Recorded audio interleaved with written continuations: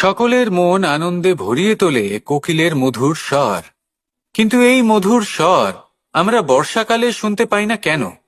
তার কারণ কিন্তু এটা নয় যে বর্ষাকালে কোকিল অসুস্থ থাকে, তা নয়। কোকিল সিদ্ধান্ত নেয় নীরব থাকার। কিন্তু এই সিদ্ধান্ত কেন নেয়? তার কারণ হলো ব্যাঙ।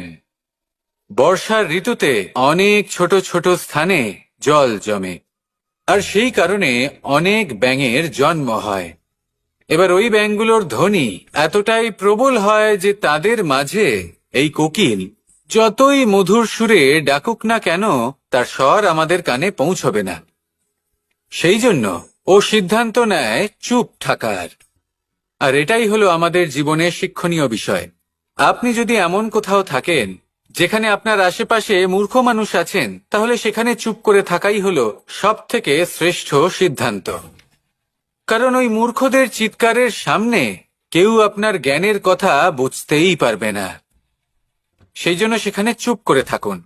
পরবর্তীতে গিয়ে যেমন এই ব্যাঙের ডাক, এটা শান্ত হবে আর তারপর থেমে যাবে, ঠিক তেমন মূর্খদের সময় একটা নির্দিষ্ট কালের পর গত হয়।